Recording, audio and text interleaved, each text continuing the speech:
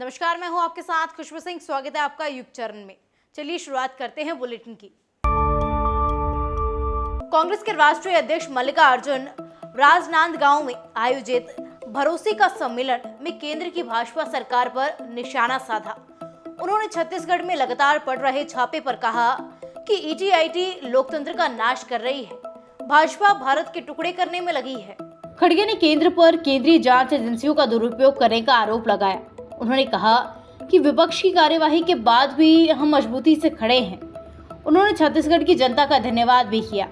खड़गे बोले, इन्हीं की बदौलत मैं कांग्रेस का राष्ट्रीय अध्यक्ष बना। इससे पहले सीएम ने भूपेश में रमन सिंह पर निशाना साधा। उन्होंने कहा कि रमन की विधायकी वाला राजनांदगांव सबसे पिछड़े जिलों में आता था। चिटफंड कंपनी के नाम पर यहाँ के लोगों को सिर्फ ठगने का काम किया गया, लेकिन हमारी कांग्रेस सरकार ने लोगों को उनका पैसा वापस दिलवाया। सोमनी के ठेकवा गांव में आयोजित सभा में लोगों की भारी भीड़ मौजूद थी।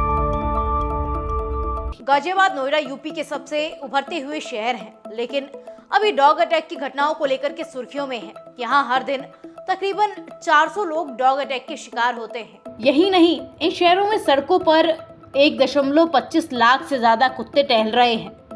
इनमें आधे से ज्यादा कुत्तों की तो नसबंदी भी नहीं हुई है।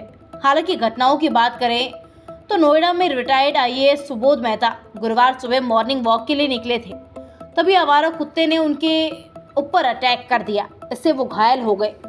वहीं गाजियाबाद में 14 साल के बच्चे की कुत्ते के काटने की वजह से मौत हो गई। यहाँ कुत्तों की वजह से केवल बच्चे ही नहीं, बड़े भी परेशान हो रहे हैं। बड़ी बड़ी सोसाइटियों में लोग इन्हें पालने का शौक रखते हैं, जिसकी वजह से लोगों के आपसी संबंध तक बिगड़ गए हैं। G20 की बैठक के बाद सीएम नीतीश आयोजित डिनर मीटिंग में शामिल होंगे। वो शनिवार सुबह 10:45 पर दिल्ली के लिए रवाना होंगे।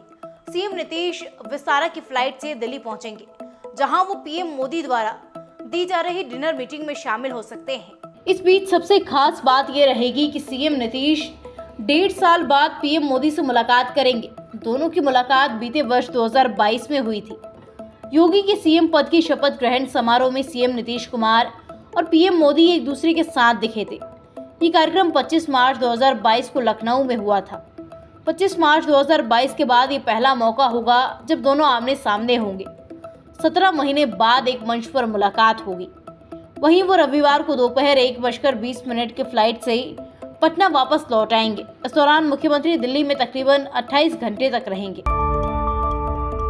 भारत, अमेरिका और सऊदी अरब के बीच एक इंफ्रास्ट्रक्चर डील फाइनल हो सकती है। इसके तहत खाड़ी देशों को अरब देशों से जोड़ने के लिए रेलवे प्रोजेक्ट पर बात हुई। इस रेलवे नेटवर्क को बंदरगाह और शिपिंग लेन के जरिए भारत से भी जोड़ा जाएगा।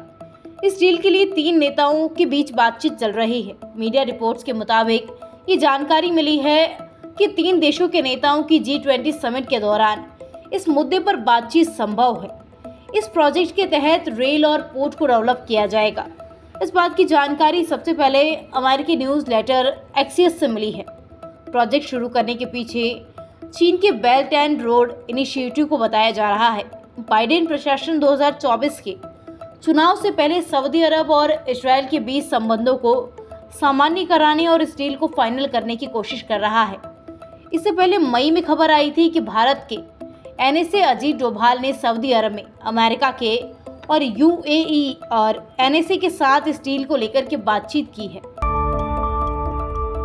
राजस्थान हाउसिंग बोर्ड में 258 पदों पर भर्ती परीक्षा के पहले ही दिन अभ्यर्थियों को परेशानी झेलनी पड़ी। परीक्षा सेंटर पर black and white admission card लेकर पहुंचे अभ्यर्थी रंगीन एडमिशन कार्ड नहीं लाने पर कुछ सेंटरों में प्रवेश नहीं दिया गया। आनन फानन में अभ्यर्थियों ने आसपास मित्र और फोटोकॉपी सेंटर पर जाकर रंगीन एडमिशन कार्ड निकलवाए और फिर परीक्षा सेंटर पर एडमिशन लिया। जयपुर में झोटवाड़ा काटा चौराहे पर एसके प्रिंस इन्फोटेक सेंटर पर पहुंचे अभ्यर्थियों को एंट्री गेट पर ही रोक दिया गया और रंगीन एडमिशन कार्ड लाने के लिए कहा गया। कुछ अभ्यर्थी आसपास मित्र और फोटोकॉपी सेंटर गए और वहां रंगीन कॉपी लेकर वापस सेंटर पर आए। हालांकि इस मामले में हाउसिंग बोर्ड सचिव अल्पा चौधरी का कहना है कि हमने रंगीन कॉपी का ही प्रावधान रखा है, लेकिन जो बच्चे रंगीन कॉपी लेकर नहीं आए हैं उन्हें भी हमने प्रवेश दिलवाया है। अगर किसी बच्चे को प्रवेश नहीं मिला तो वो लिखित रूप से शिकायत कर सकता है।